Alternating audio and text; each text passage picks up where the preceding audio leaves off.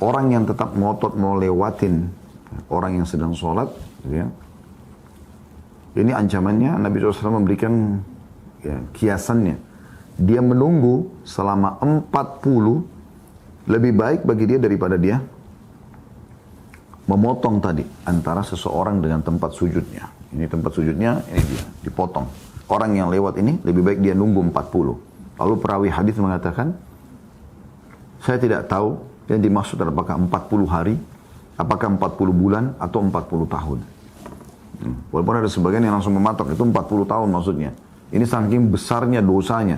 Kalau tetap dia ngotot memotong orang yang sholat, maka ini mendapatkan dosa yang sangat berat. Sabilud dumu'i sabilun murih, tanahada ya sahi kay tastarih. Kemudian bab 39, ancaman lewat di depan orang yang sedang sholat. Hadis yang pertama dalam bab kita ini dengan sanad sahih, hadis nomor 559 dari awal kita belajar dari Abu Al-Juhaim, Abdullah bin Harith bin As-Simmah Al-Ansari radhiyallahu anhu, dia berkata, Rasulullah SAW bersabda, "Lau ya'lamul marru baina yadayil musalli madza 'alaihi lakana an yaqifa 40 khairan lahu min an yamurra baina yadayhi." Qala Abu Nadri, "La adri." Qala 40 yawman aw syahran aw sana. Seandainya orang yang lewat di depan orang yang sedang sholat itu mengetahui dosa yang dipikulnya karena melewati orang yang sedang sholat, niscaya dia berdiri selama 40 adalah lebih baik daripada lewat di depannya. Abu An-Nadhr radhiyallahu anhu mengatakan, aku tidak tahu apakah dia berkata 40 hari atau 40 tahun. Apakah 40 hari atau 40 bulan atau 40 tahun. Diriwayatkan oleh Bukhari, Muslim, Abu Daud, Tirmidzi, An-Nasai dan juga Ibnu Majah. Hadis ini sesuai dengan babnya teman-teman, yaitu ancaman lewat di depan orang yang sedang sholat. Saya ingin tekankan dulu, setiap muslim dan muslimah sangat dianjurkan teman-teman kalau Anda sedang sholat, maka Anda meletakkan sutra di depan Anda. Bukan kain sutra ya.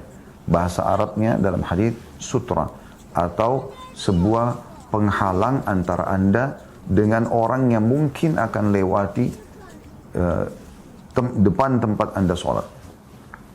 Ya. Makanya Anda lihat masjid ada mihrabnya. Mihrab itu sebenarnya fungsinya sebagai sutra. Karena orang kalau sholat berjamaah, maka yang wajib punya sutra imam. Kalau makmum, misalnya kita masuk ke masjid, kita temukan di saf kedua atau saf pertama masih ada yang kosong, kita boleh melewati makmum untuk dapat masuk ke saf sana. Tapi imam tidak boleh. Cuma kalau sholat sendiri berlaku sutra itu secara individual. Maka ada beberapa masjid yang Masya Allah coba ya, membuat beberapa sutra, betul di sutra, dari kayu kah, atau saya pernah juga masuk di masjid di Surabaya itu seperti pentolan ya, seperti bentuk menara kecil. Ya, intinya hanya untuk ditaruh orang lagi sholat supaya orang lalu-lalang di hadapannya itu aman ya. Karena hadis ini sangat tegas berhubungan dengan masalah itu. Jadi bagaimana seseorang muslim harus lebih hati-hati dan muslimah. Jadi Anda usahakan ada taska ya, atau mungkin tadi kalau ada sutra di masjid kayu atau apa ya, tembok atau orang yang sedang sholat ya, itu adalah lebih baik. Karena saya temukan ini masih banyak muslim. Saya tidak tahu muslimah karena kami tidak masuk ke saf wanita. Saya juga belum pernah tanyakan masalah ini khusus kepada istri saya. Tapi yang jelas yang saya lihat sendiri depan mata bagaimana sebagian muslim sholat tapi di tengah-tengah masjid. Sebenarnya dia masih bisa maju menjadikan tembok itu sebagai sutra. Ya, masih ada tiang masjid, ada tembok masjid yang bisa dilakukan sebagai sutra. Tapi dia sholat di tengah-tengah masjid. Sehingga orang mau tidak mau kadang-kadang karena ya, dia harus melalui situ, pintu cuma satu, maka akhirnya sholat atau dia sholat di depan pintu keluar. Ya, ini juga harus digarisbawahi, kecuali Anda datang berjamaah dan Anda telat dan tidak ada lagi tempat kecuali situ, Anda sholat. Dan Anda usahakan lebih meringkaskan sholat setelah itu supaya orang lalu-lalangnya tidak sampai memotong jalur Anda. Gitu. Ya. Ini poin penting untuk digarisbawahi teman-teman sekalian. Baik, ada sebuah majelis kami pernah hadiri dengan beberapa syekh di Madinah. Pada saat membahas tentang bab sutra ini, kebetulan kami dengan beberapa mahasiswa diundang ke rumah salah satu doktor di kuliah syariah, fakultas syariah di Madinah, Dr. Naif Al-Amri, hafizahullah, bersama adik beliau Dr. Aid Al-Amri. Kami biasa dulu sering dipanggil ke rumah beliau. Kemudian kadang-kadang teman-teman mahasiswa masing-masing berdiskusi sama beliau di waktu kesempatan ketemu.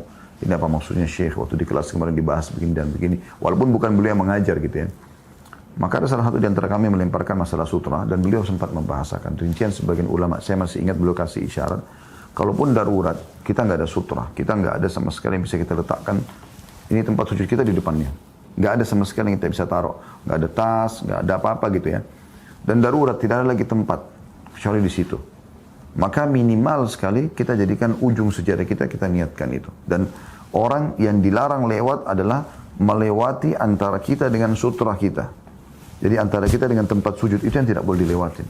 Kalau lewat dari tempat sujud, ya itu tidak ada masalah. Dan ini subhanallah solusi yang sangat baik ya, yang beliau sampaikan. Dalam arti kata kalau seandainya ada orang yang sedang sholat di tengah-tengah masjid, kemudian Anda cukup jauh dari dia, Anda boleh lewat, tidak ada masalah. Karena Anda jauh dari tempat sujud dia. Yang larangan jelas-jelas itu adalah memotong antara seseorang dengan tempat sujudnya. Ya. Jadi bukan lewat dari tempat sujud. Nah, kalau di depan tempat sujud maka tidak ada masalah. Allahu a'lam.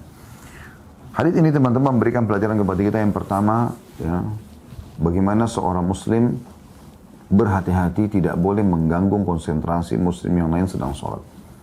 Termasuk dengan melewati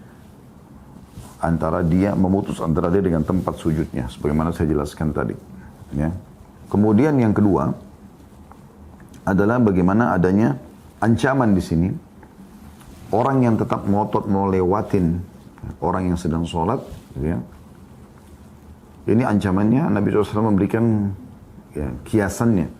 Dia menunggu selama 40 lebih baik bagi dia daripada dia memotong tadi antara seseorang dengan tempat sujudnya. Ini tempat sujudnya, ini dia, dipotong. Orang yang lewat ini lebih baik dia nunggu 40. Lalu perawi hadis mengatakan, saya tidak tahu yang dimaksud apakah 40 hari, apakah 40 bulan atau 40 tahun. Walaupun ada sebagian yang langsung mematok, itu 40 tahun maksudnya. Ini saking besarnya dosanya. Kalau tetap dia ngotot memotong orang yang sholat, maka ini mendapatkan dosa yang sangat berat. Dan seharusnya seorang mukmin harus berhati-hati dengan masalah-masalah seperti ini. Selanjutnya nomor 560 dari awal kita belajar, urutan 2 dalam bab kita, hadisnya dengan sanad sahih. Dari Abu Sa'id Al-Khudri radhiyallahu anhu, dia berkata, aku mendengarkan Rasulullah sallallahu alaihi wasallam bersabda, "Idza shalla ahadukum ila syai'in yasturuhu minan nas, fa arada ahadun an yajtaza baina yadayhi, falyadfa' fi nahri. Fa in aba falyuqatilhu fa innama huwa syaitan." Jika salah seorang dari kalian sholat dengan menghadap ke sesuatu yang menjadi sutra baginya, atau dalam kurung yang melindunginya dari manusia, lalu seseorang hendak melintas di depannya, maka hendaknya dia mendorongnya di lehernya. Jika dia menolak, maka hendaklah dia menyerangnya, karena dia adalah syaitan. Dalam lafaz lain, idza kana ahadukum yusalli fala yada' ahadan yamurru baina yadayhi wal yadra'hu mastata' fa in aba falyuqatilhu fa innama huwa syaitan.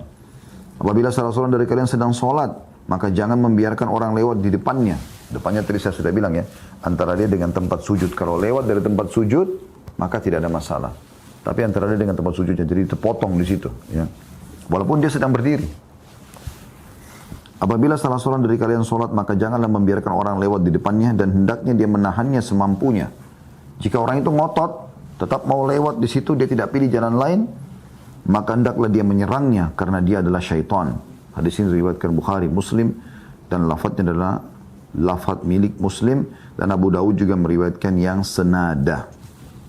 Ya. Kemudian juga ada di sini keterangan ucapan wal yadra'hu dengan dal, yakni fal yadfa'hu, yang bermakna adalah mendorongnya dengan makna dan wazan yang sama, maksudnya menahannya. Ya. Jadi sebagian ulama sudah memberikan gambaran, dan kami pernah lihat praktik masalah itu. Kita lagi sholat, lagi baca ayat misalnya. Ini kalau kita sholat sendiri ya. Kalau sholat berjamaah, imamnya yang memiliki sutra, makmum tidak. Kita kalau sholat berjamaah, jadi makmum ada yang lewat, tidak ada masalah. Tapi kalau sholat sendiri, ini yang kita tidak boleh. Kapan orang mau lewat, antara kita, memotong antara kita dengan tempat suci, kita tahan. berikan isyarat dengan tangan seperti ini. Insya Allah kalau dia sudah tahu, dia akan pindah ke belakang, dia akan cari jalan lain gitu. Nah, tapi sebagian orang kadang-kadang tidak mau tahu, tetap dia ngotot untuk memotong gitu. Nah, ini harusnya ditahan dengan kuat. Kalau tidak mau maka dipukul gitu kan. Sampai seperti itu. Karena dia sudah dikuasai oleh syaitan. Sebagian riwayat menjelaskan, seperti dijelaskan dalam hadis nomor 561, urutan 3 dalam bab kita. Saya gabungkan aja semua karena ini mirip. Lalu kita tambahkan beberapa informasi insyaAllah. Beberapa informasi insyaAllah. Hadis nomor 3 dengan sanad sahih dari Abdullah bin Umar radhiyallahu anhu bahwa Rasulullah SAW bersabda, "Idza kana ahadukum yusalli fala yada' ahadan yamurru baina yadayhi fa in aba falyuqatilhu fa inna ma'ahu al-qarin." Apabila salah seorang dari kalian sholat, maka janganlah dia membiarkan seseorang lewat di depannya. Jika orang tersebut yang sudah ditahan menolak, maka hendaklah dia menyerangnya karena syaitan bersamanya. Diriwayatkan Ibnu Majah dengan sanad sahih dan Ibnu Khuzaimah dalam sahihnya. Kalau di Indonesia saya lihat ini belum pernah dipraktik, jarang dipraktikin kecuali di tempat teman-teman yang sudah mengikuti sunnah atau memang pelajari sunnah Nabi SAW. Tapi kalau di Masjid Nabawi, di Masjid Haram Mekah, itu tidak asing kita lihat. Kalau dia lagi sholat, karena juga rame orang, kadang-kadang ada juga orang yang tidak tahu kalau ada orang yang sedang sholat di situ. Maka pada saat lagi sholat, orang lewat diingatkan. Maka orang itu cari tempat lain. Ya. Cuman ingat, ini kalau kita lagi sholat sendiri. Kalau lagi sholat berjamaah, yang jadi sutra adalah imamnya. Saya pernah melihat itu kasusnya terjadi di Masjid Nabawi. Kami lagi sholat berjamaah. Ya. Di sebelah saya kebetulan ada orang tua, sangat tua. Mungkin sudah umur 80 tahunan gitu. Orang ini subhanallah, entah bagaimana dia memahami hadis itu, lagi sholat berjamaah ya. Lalu ada satu anak, mungkin umur 12 tahun atau 13 tahun anak ini. Cuma sepertinya anak ini tahu, mungkin sering hadir dalam majelis ilmu di Masjid Nabawi. Karena biasanya anak-anak yang dibawa ke Masjid Nabawi sama orang tuanya itu sering diaktifkan di situ. Maka yang terjadi teman-teman sekalian, ada anak muda, anak yang umur 12-13 tahun lewat. Sama orang tuanya tiba-tiba ditahan.